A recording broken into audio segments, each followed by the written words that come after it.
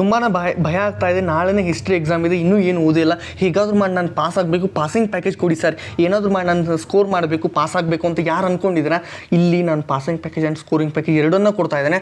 ವೀಡಿಯೋನ ಕೊನೆ ತನಕ ನೋಡಿ, ಇಷ್ಟನ್ನು ಓದ್ಕೊಂಡ್ರೆ ಆರಾಮಾಗಿ ನಾಳೆ ಪಾಸ್ ಆಗ್ತಾರೆ, ವಿತ್ ಸ್ಕೋರ್ ಕೂಡ ಮಾಡ್ತಾರೆ. ಕನ್ನಡ ಆ್ಯಂಡ್ ಇಂಗ್ಲೀಷ್ ಮೀಡಿಯಂ ವಿದ್ಯಾರ್ಥಿಗಳು ಇನ್ನೂ ಯಾರಿಗೇನು ಓದೇ ಇಲ್ಲ.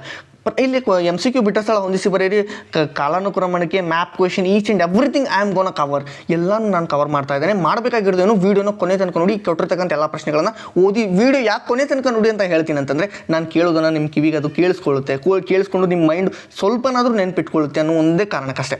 ಪ್ರಾಚೀನ ಕರ್ನಾಟಕದ ಮೇಲೆ ಉಲ್ಲೇಖಿಸ್ತಕ್ಕಂಥ ಗ್ರಂಥ ಯಾವುದು ಅಂದರೆ ಅದು ಕವಿರಾಜ ಮಾರ್ಗ.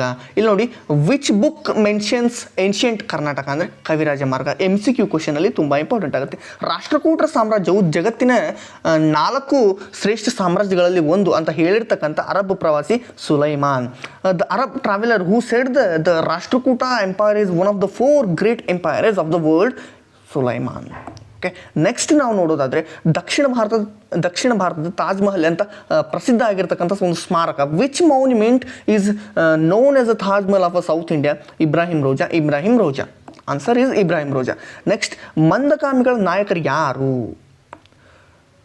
ಈ ರೀತಿ ದಾದಾಬಾಯಿ ನವರೋಜಿ. ಇಲ್ಲಿ ಚೋಳರ ಗ್ರಾಮಾಡಳಿತವನ್ನು ತಿಳಿಸ್ತಕ್ಕಂಥ ಶಾಸನ ನಮಗೆ ಬೇಕಂದರೆ ಅದು ಉತ್ತರ ಮೇರೂರು ಶಾಸನ. Which inscription gives information about the Chola village administration? Uttaramerur inscription.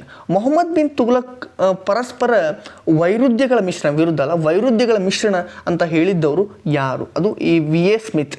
Bahmani ಸುಲ್ತಾನರ ಮೊದಲ ರಾಜಧಾನಿ ಯಾವುದು? ಗುಲ್ಬರ್ಗ. ಬಹುಮನಿ ಸುಲ್ತಾನ first capital.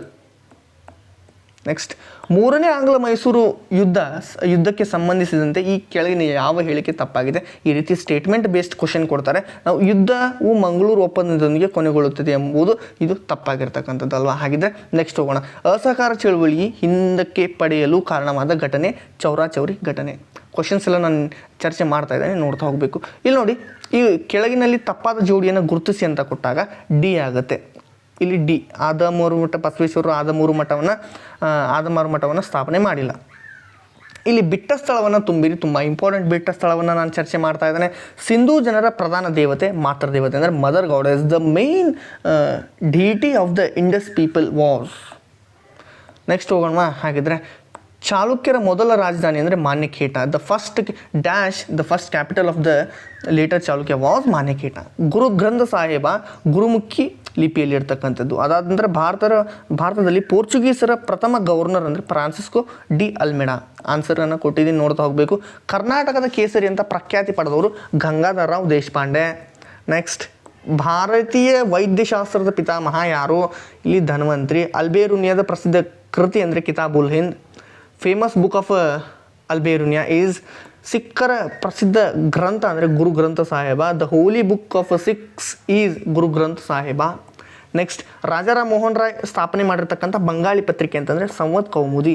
The Bengali newspaper started by Rajaram Mohan Roy was Samvad Kaumudi. ಅರ್ಥ ಆಯ್ತಾ? ನೆಕ್ಸ್ಟ್ ಹೋಗೋಣವಾಗಿದ್ದರೆ, ನೆಕ್ಸ್ಟ್, ಗಾಂಧೀಜಿಯವರು ದಂಡಯಾತ್ರೆಯನ್ನು ಡ್ಯಾಶ್ನಿಂದ ಆರಂಭಿಸಿ ಎಲ್ಲಿ ಕೊನೆಗೊಳಿಸ್ತಾರೆ ಅಂದರೆ ಡ್ಯಾಶ್ನಿಂದ ಆರಂಭಿಸಿದ್ರು ಅಂದರೆ ಅದು ಸಬರಮತಿ ಆಶ್ರಮದಿಂದ. ಹಾಗಾಗಿ ಕೆಲವೊಂದಿಷ್ಟು ಹೊಂದಿಸಿ ಬರೆಯಿರಿ. ನೋಡೋದಾದರೆ ಇಲ್ಲಿ ನೋಡಿ, ದಯಾರಾಮ್ ಸಹಾನಿ ತುಂಬ ಇಂಪಾರ್ಟೆಂಟ್ ಆಗುತ್ತೆ. ದಯಾರಾಮ್ ಸಹಾನಿ ಅಂದರೆ ಹರಪ್ಪ ಸಂಶೋಧನೆಯನ್ನು ಮಾಡ್ತಾರೆ. Harappa exhibition Dayaram Sawhney. Kautilya which means ಅರ್ಥಶಾಸ್ತ್ರ. ಅದಾದ ನಂತರ ಶಿವಾಜಿ ಅಂದ ತಕ್ಷಣ ಛತ್ರಪತಿ ಬಿರುದು. ಡಾಲ್ಹೌಸಿ ಅಂತಂದರೆ ದತ್ತು ಪುತ್ರರಿಗೆ ಹಕ್ಕಿಲ್ಲ ನೀತಿ. ಸರ್ದಾರ್ ವಲ್ಲಭಾಯ್ ಪಟೇಲ್ ಅಂತಂದರೆ ಉಕ್ಕಿನ ಮನುಷ್ಯ, ಐರನ್ ಮ್ಯಾನ್ ಆಫ್ ಇಂಡಿಯಾ. ಕಾಕುತ್ಸ ವರ್ಮ, ಇದು ಪ್ರಶ್ನೆ ನಾಳೆ ಕೇಳುವಂಥ ಸಾಧ್ಯತೆ ಇದೆ. ಹಲ್ಮಿಡಿ ಶಾಸನ. 1ನೇ ಕೃಷ್ಣ ಅಂತ ಬಂದಾಗ ಕೈಲಾಸನಾಥ ದೇವಾಲಯ. ಶಹಜಾನ್ ಅಂತ ಬಂದರೆ ತಾಜ್ ಮಹಲ್. ಇಷ್ಟನ್ನು ನೆನ್ಪಿಟ್ಕೊಳ್ಳಿಕ್ಕಾಗುತ್ತಾ? ಪಾಸಿಂಗ್ ಪ್ಯಾಕೇಜ್ ನಾಳೆಗೆ ಇವೇ ಕ್ವಶನ್ಸ್ ಬರುತ್ತೆ, ನೋಡಿ ನೀವು ಒಂದ್ಸಲ. ಮಧ್ವಾಚಾರ್ಯರಿಂದ ಬಂದ ತಕ್ಷಣ ಅಷ್ಟಮಠ 8 ಮಠಗಳನ್ನು ಸ್ಥಾಪನೆ ಮಾಡ್ತಾರೆ. ಸರ್ ಎಂ ವಿಶ್ವೇಶ್ವರಯ್ಯ ಅಂತ ಬಂದ ತಕ್ಷಣ ಕೈಗಾರಿಕೀಕರಣವೇ ಇಲ್ಲವೇ ವಿನಾಶ.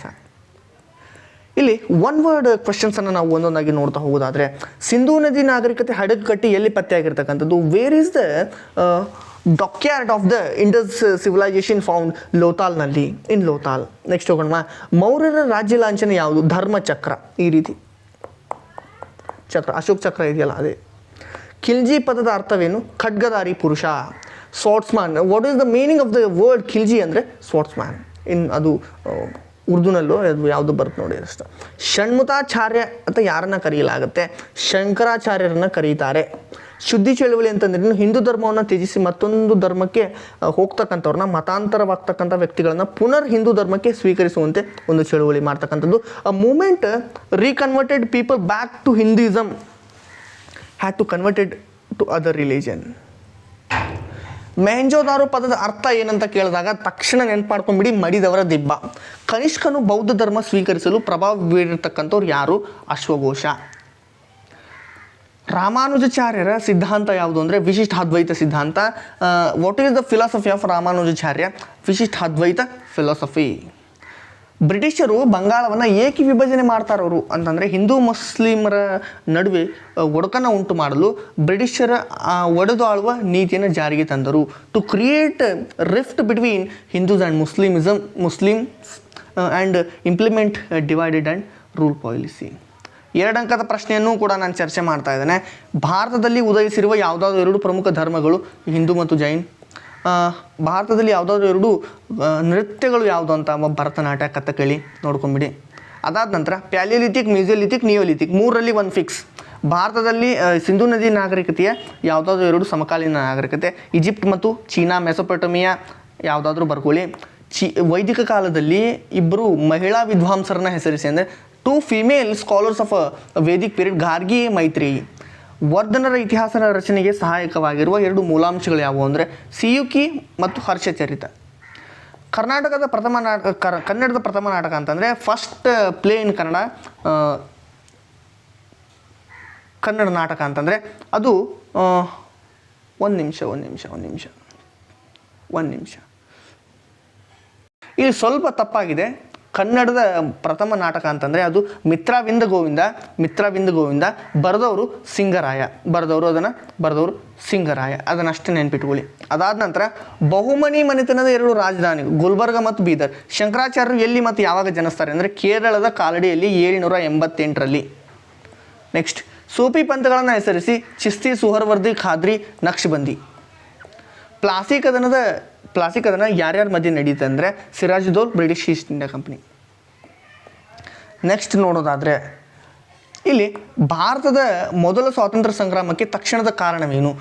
ಹೊಸ ಬಂದೂಕುಗಳಿಗೆ ಹಂದಿ ಮತ್ತು ಹಸುವಿನ ಕೊಬ್ಬನ್ನು ಲೇಪನೆ ಮಾಡಲಾಗಿತ್ತು. ಆದ್ದರಿಂದ ರಾಜ್ಯ ಪುನರ್ವಿಂಗಡಣಾ ಸಮಿತಿ 2 ಸದಸ್ಯರನ್ನು ಹೆಸರಿಸಿ. Fazal K M Panikkar. ಭಾರತವನ್ನು ಪಶ್ಚಿಮದೊಂದಿಗೆ ಸಂಪರ್ಕಿಸ್ತಕ್ಕಂಥ 2 ಕಣಿವೆ ಅಂದರೆ ಅದು ಖೈಬರ್ ಮತ್ತು ಬೋಲಾನ್ ಪಾಸಸ್. ನೆಕ್ಸ್ಟ್, ಪ್ರಾಕ್ತನ ಅಥವಾ ಪುರಾತತ್ವ ಆಧಾರಗಳಂತಂದ್ರೇನು? ಪ್ರಾಚೀನ ಮಾನವ ಜೀವನ ಚಟುವಟಿಕೆಗಳ ಅವಶೇಷಗಳನ್ನು ಪುರಾತತ್ವ ಆಧಾರಗಳ ಅಂತ ಕರಿತೀವಿ. Remains of ancient human activities. Mesolithic ಅಂತಂದರೆ ಮಧ್ಯ ಶಿಲಾಯುಗ. ಮ್ಯೂಸಿಯೋ ಅಂತಂದರೆ ಮಧ್ಯ, ಲಿಥಿಕ್ ಅಂತಂದರೆ ಶಿಲಾ, 2 ಕೂಡಿಸಿದ್ರೆ ಶಿಲಾಯುಗ ಆಗುತ್ತೆ ಅಷ್ಟೇ. ನೆಕ್ಸ್ಟ್, ಸಿಂಧೂ ನಾಗರಿಕತೆ ಅಂತ್ಯಕ್ಕೆ 2 ಕಾರಣಗಳು: ಆರ್ಯರ ಆಕ್ರಮಣ, ಆರ್ಯಸ್ ಇನ್ವೆನ್ಷನ್, ನ್ಯಾಚುರಲ್ ಡಿಸಾಸ್ಟರ್, ನೈಸರ್ಗಿಕ ವಿಕೋಪಗಳು. ಮೌರ್ಯ ಸಂತತಿ ಇತಿಹಾಸವನ್ನು ತಿಳಿಯಲು ಸಹಾಯಕವಾಗಿರ್ತಕ್ಕಂಥ ಆಧಾರಗಳು ಯಾವ್ಯಾವು? ಅರ್ಥಶಾಸ್ತ್ರದ ಇಂಡಿಕಾ ಇಲ್ಲಿ ಬರ್ದೀನಿ, ನೋಡ್ಕೊಂಬಿಡಿ. ಚಾಲುಕ್ಯರ 2 ಪ್ರಮುಖ ವಾಸ್ತುಶಿಲ್ಪ ಕೇಂದ್ರಗಳನ್ನು ಐಹೊಳೆ ಪಟ್ಟದಕಲ್ಲು ಬರೆದ್ಬಿಡಿ. 2 ಚಾಲುಕ್ಯಸ್ ಆರ್ಟ್ ಸೆಂಟರ್ಸ್ ಅಂದರೆ ಐಹೊಳೆ ಪಟ್ಟದಕಲ್ಲು. ಶಿವಾಜಿ ಸಂಗ್ರಹಣ ಮಾಡ್ತಕ್ಕಂಥ 2 ತೆರಿಗೆ ಅಂದರೆ ಸದ್ರೇಶ್ಮುಖಿ, ಚೌತ್.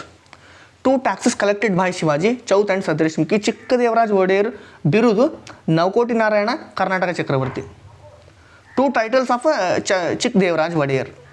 ನೆಕ್ಸ್ಟ್, ಅನುಭವ ಮಂಟಪ ಯಾರು ಸ್ಥಾಪನೆ ಮಾಡಿದ್ರು, ಅದು ಎಲ್ಲಿ ಅಂತಂದರೆ ಬಸವಣ್ಣನವರು, ಬಸವ ಕಲ್ಯಾಣ.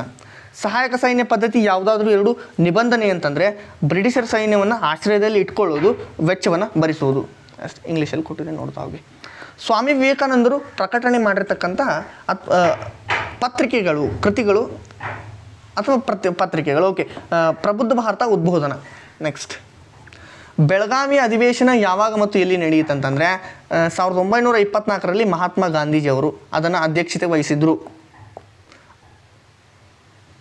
ಶಂಕರಾಚಾರ್ಯರನ್ನ ಷಣ್ಮತ ಸ್ಥಾಪನಾಚಾರ್ಯ ಅಂತ ಯಾಕೆ ಕರೀತಾರೆ ಅಂತಂದರೆ ಅವರು